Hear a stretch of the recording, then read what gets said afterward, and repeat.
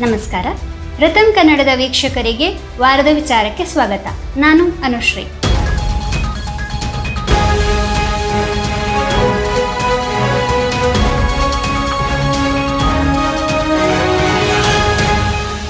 ಅಮ್ಮನ ವಾತ್ಸಲ್ಯ, ಅಪ್ಪನ ಪ್ರೀತಿ, ಅಜ್ಜನ ಶಿಸ್ತು, ಅಜ್ಜಿಯ ಕಥೆಗಳು, ದೊಡ್ಡಪ್ಪ ಚಿಕ್ಕಪ್ಪರ ಸಲುಗೆ, ಸೋದರತ್ತೆಯಂದಿರ ಕಾಳಜಿ ಇದಿಷ್ಟನ್ನು ಒಂದೇ ಸೂರಿನಡಿ ಅನುಭವಿಸ್ತಾ ಇದ್ದಂತಹ ಭಾಗ್ಯಶಾಲಿಗಳು ನಮ್ಮ ಹಳೆ ತಲೆಮಾರಿನವರು.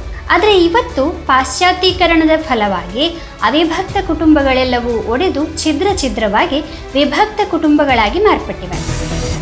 ಮಕ್ಕಳಿರಲವ್ವ ಮನೆ ತುಂಬ ಎಂಬ ಮಾತು ಬದಲಾಗಿ ನಾವಿಬ್ಬರು ನಮಗಿಬ್ಬರು ಎಂಬ ಮಾತಾಗಿ, ಅದು ಆರತಿಗೊಬ್ಬ ಮಗಳು ಕೀರ್ತಿಗೊಬ್ಬ ಮಗ ಎಂಬ ಮಾತು ಹಳೆಯದಾಗಿ, ಹೆಣ್ಣಾಗಲಿ ಗಂಡಾಗಲಿ ಮಗು ಒಂದೇ ಇರಲಿ ಎಂಬುದೂ ಬದಲಾಗಿ, ಗಂಡ ಹೆಂಡತಿ ಇದ್ರೆ ಸಾಕು ಮಕ್ಕಳು ಯಾಕೆ ಬೇಕು ಎನ್ನುವಲ್ಲಿವರೆಗೆ ಬಂದಿದೆ.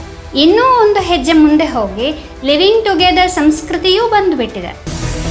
ಸದ್ಯಕ್ಕೆ ಆ ವಿಚಾರ ಪಕ್ಕಕ್ಕಿಡೋಣ. ನಾನೀಗ ಹೇಳೋಕೆ ಹೊರಟಿರೋದು ಒಂದು ಕುಟುಂಬದಲ್ಲಿರುವ ಮಕ್ಕಳ ಸಂಖ್ಯೆ ಮತ್ತು ಅದು ಹೇಗೆ ಮಕ್ಕಳ ಭವಿಷ್ಯದ ಮೇಲೆ ಪರಿಣಾಮ ಬೀರುತ್ತೆ ಎಂಬ ವಿಚಾರವಾಗಿ. ನಮ್ಮಲ್ಲಿ ಈಗ ಇರುವಂತಹ ರಕ್ತ ಸಂಬಂಧಗಳಾದ ದೊಡ್ಡಪ್ಪ, ಚಿಕ್ಕಪ್ಪ, ದೊಡ್ಡಮ್ಮ, ಚಿಕ್ಕಮ್ಮ, ಸೋದರತ್ತೆ, ಸೋದರ ಮಾವ ಇವು ನಿಧಾನವಾಗಿ ಕಣ್ಮರೆಯಾಗ್ತಾ ಇವೆ.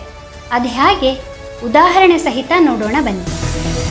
ಒಂದು ದಂಪತಿಗೆ 2 ಗಂಡು ಮತ್ತು 2 ಹೆಣ್ಣು ಮಕ್ಕಳು ಅಂತಾದರೆ ಆ ಮಕ್ಕಳ ಮಕ್ಕಳಿಗೆ ಈ ಎಲ್ಲ ರಕ್ತ ಸಂಬಂಧಗಳು ಅಂದರೆ ದೊಡ್ಡಪ್ಪ ಅಥವಾ ಚಿಕ್ಕಪ್ಪ, ದೊಡ್ಡಮ್ಮ ಅಥವಾ ಚಿಕ್ಕಮ್ಮ, ಸೋದರ ಮಾವ ಅಥವಾ ಸೋದರತ್ತೆ ಈ ಎಲ್ಲ ರಕ್ತ ಸಂಬಂಧಗಳು ಸಿಗ್ತವೆ.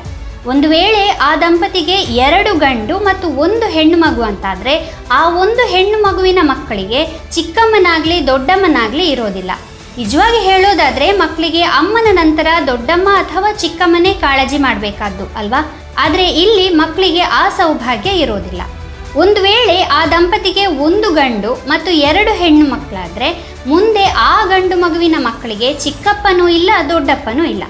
ಒಂದು ವೇಳೆ ಆ ದಂಪತಿಗೆ 1 ಗಂಡು ಮತ್ತು 1 ಹೆಣ್ಣು ಮಗು ಅಂತಾದರೆ ಅವರ ಸಂತಾನಗಳಿಗೆ ಚಿಕ್ಕಪ್ಪ, ದೊಡ್ಡಪ್ಪ, ಚಿಕ್ಕಮ್ಮ, ದೊಡ್ಡಮ್ಮ ಇವ್ಯಾವ ಸಂಬಂಧಿಕರೂ ಇರುವುದಿಲ್ಲ. ಒಂದು ವೇಳೆ ಕೇವಲ 1 ಗಂಡು ಅಥವಾ 1 ಹೆಣ್ಣು ಮಗು ಅಂತಾದರೆ ಅದು ಪೂರ್ತಿ ಒಬ್ಬಂಟಿಯಾಗಿ ಬಿಡುತ್ತೆ. ಆ ಮಗುವಿನ ಸಂತಾನಕ್ಕೆ ತಂದೆ ತಾಯಿಯ ಬಳಿಕ ಬೇರೆ ಯಾವುದೇ ರಕ್ತ ಸಂಬಂಧಿ ಇರುವುದಿಲ್ಲ. ಈ ರೀತಿ ಸಿಂಗಲ್ ಚೈಲ್ಡ್ ಅಂದರೆ ಏಕ ಮಗು ಹೊಂದಿರುವವರ ಭವಿಷ್ಯದ ಸಂತಾನ ಬಹಳ ಕೆಟ್ಟ ಪರಿಣಾಮವನ್ನು ಎದುರಿಸಬೇಕಾಗುತ್ತೆ. ಅವರ ಮಗು ಮತ್ತು ಮೊಮ್ಮಗು ಈ ಪ್ರಪಂಚದಲ್ಲಿ ಏಕಾಂಗಿಯಾಗಿ ಬಿಡುತ್ತೆ. ಪ್ರಪಂಚದಲ್ಲಿ ತನ್ನ ಖಾಸ ರಕ್ತ ಸಂಬಂಧಿ ಅಂತ ಹೇಳಿಕೊಳ್ಳುವವರು ಯಾರೂ ಇರುವುದಿಲ್ಲ. ಇದು ಕೇವಲ ಒಂದು ಕುಟುಂಬಕ್ಕೆ ಉಂಟಾಗುವ ನಷ್ಟ ಅಲ್ಲ, ನಮ್ಮ ಪೂರ್ತಿ ಹಿಂದೂ ಸಮಾಜಕ್ಕಾಗುವ ನಷ್ಟ. ಪಾಶ್ಚಿಮಾತ್ಯ ದೇಶಗಳಲ್ಲಿ ಸಿಂಗಲ್ ಚೈಲ್ಡ್ ಪಾಲಿಸಿಯು ಭಾರತಕ್ಕಿಂತಲೂ ಮೊದಲೇ ಆರಂಭವಾಗಿತ್ತು. ಅಲ್ಲೆಲ್ಲ ಇದರ ಭಯಾನಕ ಪರಿಣಾಮ ಈಗ ಕಂಡುಬರೋಕ್ಕೆ ಶುರುವಾಗಿದೆ. ಪಾಶ್ಚಿಮಾತ್ಯ ದೇಶಗಳಲ್ಲಿ ಕುಟುಂಬ ವ್ಯವಸ್ಥೆ ಅನ್ನೋದು ಕೊನೆ ಹಂತ ತಲುಪಿದೆ. ಅಲ್ಲಿನ ಪೀಳಿಗೆ ವಿವಾಹವಾಗೋಕೆನೆ ಇಷ್ಟಪಡೋದಿಲ್ಲ. ಲಿವ್ ಇನ್ ರಿಲೇಷನ್ಶಿಪ್, ಅನೈತಿಕ ಸಂಬಂಧಗಳೆಲ್ಲ ಅಲ್ಲಿ ಸಾಮಾನ್ಯವಾಗಿ ಬಿಟ್ಟಿವೆ. ಯಾಕೆ ಹೀಗಾಗ್ತಿದೆ ಅಂದರೆ ಕುಟುಂಬ ವ್ಯವಸ್ಥೆಯಲ್ಲಿ ಉಂಟಾದ ಬದಲಾವಣೆಗಳಿಂದಾಗಿ ಯುವ ಪೀಳಿಗೆಗೆ ತಮ್ಮ ಸಂಬಂಧಗಳ ಮಹತ್ವ ಗೊತ್ತಿಲ್ಲದ ಕಾರಣಕ್ಕಾಗಿ. ಈಗ ಪಾಶ್ಚಿಮಾತ್ಯರು ಎಚ್ಚೆತ್ಕೊಂಡು ತಮ್ಮ ಕುಟುಂಬ ವ್ಯವಸ್ಥೆಯನ್ನು ಸರಿ ಮಾಡಬೇಕು ಅಂತ ಯೋಚಿಸ್ತಾ ಇದ್ದಾರೆ. ಕೆಲವಾರು ದೇಶಗಳ ರಾಜಕೀಯ ಪಕ್ಷಗಳ ಚುನಾವಣಾ ಪ್ರಣಾಳಿಕೆಯಲ್ಲಿ ಕುಟುಂಬ ವ್ಯವಸ್ಥೆಯನ್ನು ಸರಿ ಮಾಡ್ತೇವೆ ಅನ್ನೋ ಭರವಸೆಗಳನ್ನು ಕೊಡುವಲ್ಲಿವರೆಗೆ ಪರಿಸ್ಥಿತಿ ತಲುಪಿದೆ. ಆಸ್ಟ್ರೇಲಿಯಾದಲ್ಲಂತೂ ಫ್ಯಾಮಿಲಿ ಫಸ್ಟ್ ಅನ್ನೋ ಹೆಸರಿನ ರಾಜಕೀಯ ಪಕ್ಷವೇ ರೂಪುಗೊಂಡಿದೆ. ಹಾಗಾದರೆ ಹದಗೆಡ್ತಾ ಇರೋ ಈ ಕುಟುಂಬ ವ್ಯವಸ್ಥೆಯನ್ನು ಸರಿಪಡಿಸೋದಾದರೂ ಹೇಗೆ ಅಂತ ಪಾಶ್ಚಿಮಾತ್ಯರು ಯೋಚಿಸಿದಾಗ ಅವರಿಗೆ ಸಿಕ್ಕ ಉತ್ತರ ದಂಪತಿಗಳು ಒಂದಕ್ಕಿಂತ ಹೆಚ್ಚಿನ ಮಕ್ಕಳನ್ನು ಹೊಂದುವುದೇ ಇದಕ್ಕೆ ಪರಿಹಾರ ಅಂತ. ಈಗ ನಮ್ಮ ಭಾರತೀಯ ಕುಟುಂಬಗಳಲ್ಲೂ ಇದೇ ಪರಿಸ್ಥಿತಿ ಬರುವ ಲಕ್ಷಣಗಳು ಕಾಣ್ತಾ ಇವೆ. ಸಕಾಲದಲ್ಲಿ ಎಚ್ಚೆತ್ತುಕೊಳ್ಳದೆ ಹೋದರೆ ಪಾಶ್ಚಿಮಾತ್ಯ ದೇಶಗಳ ಪರಿಸ್ಥಿತಿಯೇ ನಮಗೂ ಬಂದೊದಗೀತು ಅಂತ ಅಧ್ಯಯನಗಳು ಹೇಳ್ತವೆ. ಕಾಲ ಮೀರುವ ಮುನ್ನ ನಮ್ಮ ಕುಟುಂಬ ವ್ಯವಸ್ಥೆಗಳನ್ನು ಸರಿಪಡಿಸ್ಕೊಳ್ಳೋಣ.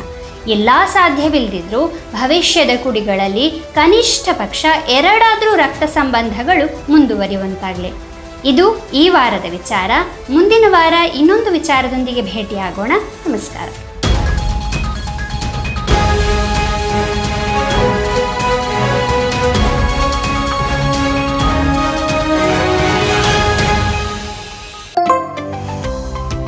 ನಮಸ್ಕಾರ.